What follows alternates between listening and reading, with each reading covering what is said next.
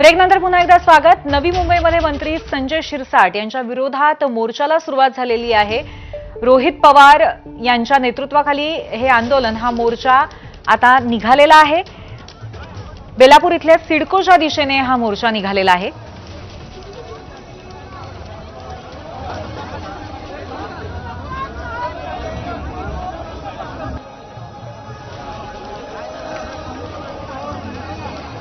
या विशाल मोर्चाचे दृश्य आपण बघतोय। राष्ट्रवादी शरदचंद्र पवार पक्षाचे आमदार रोहित पवार हे या मोर्चाचं नेतृत्व करतायत आणि मंत्री संजय शिरसाट यांच्या विरोधामध्ये हा मोर्चा, हे आंदोलन सुरू आहे।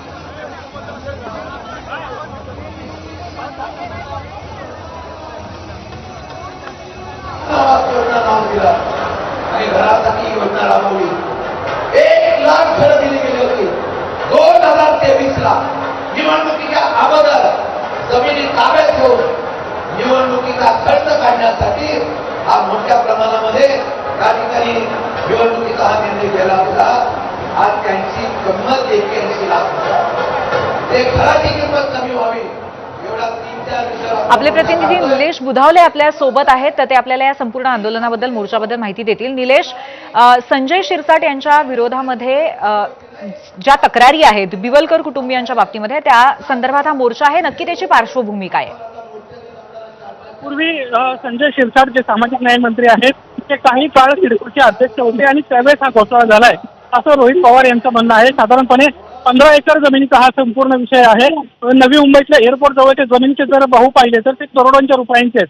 15 एकर जमिनीचा सध्याचा भाव हा जवळपास 4000 कोटींचा आहे आणि त्यामुळेच हे संपूर्ण जमिनीचं प्रकरण जे आहे ते चौकशी झाली पाहिजे।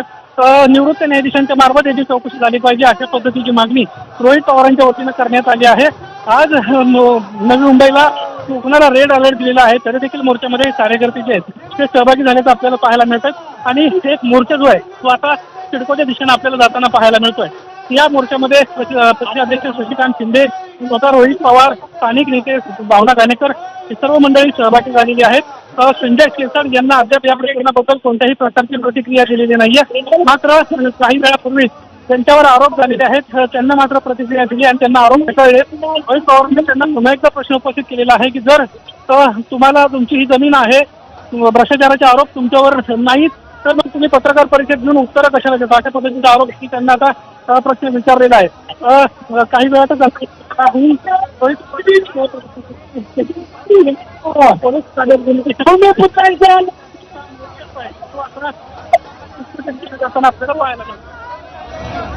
सर, नवी मुंबईमधनंही आपण मोर्चाची दृश्य बघतोय। रोहित पवार यांच्या नेतृत्वाखाली संजय शिरसाटांच्या विरोधामध्ये सिडकोच्या अध्यक्षतेखाली असलेल्या कार्यकाळामध्ये त्यांनी जी जमीन देऊ केलेली आहे 15 एकर, त्याबद्दल हा मोर्चा त्यांच्या विरोधात सुरू आहे।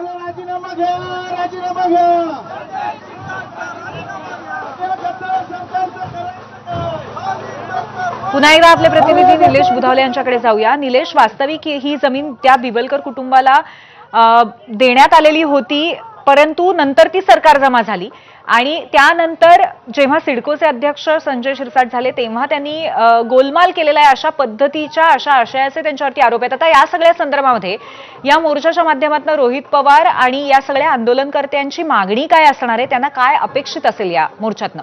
त्यांचं मागणं पूर्वी असं आहे की तत्काळ या संपूर्ण प्रकरणाची निवृत्त न्यायाधीशांच्या मार्फत चौकशी केली पाहिजे आणि या संपूर्ण प्रकरणाला कुठेतरी वाचा फुटली पाहिजे, कारण ही स्थानिकांची जमीन आहे। हा केवळ 15 एकर जमिनीचा विषय नाही, तर हा तब्बल 4000 एकर जमिनीचा विषय आहे। 15 एकर जमीन जी आहे ती सिडकोनं आता यांना वापस दिलेली आहे बिवलकर कुटुंबाला।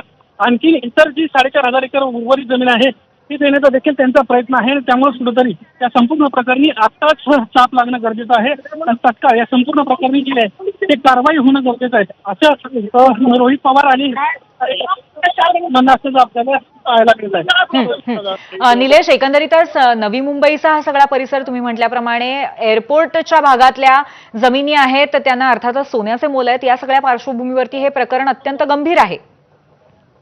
एअरपोर्टच्या जवळची ही जमीन आहे, साधारणपणे 4500 एकर जमिनीचा जर भाव बघितला तर तो करोडो रुपयांचा आहे।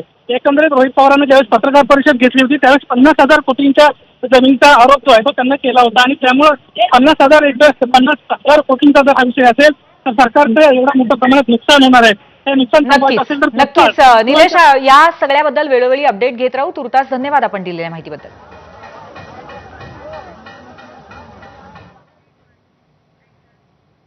या बातमीचे अपडेट्स घेऊच, पण सध्या पाहूयात या घडीच्या हेडलाईन्स.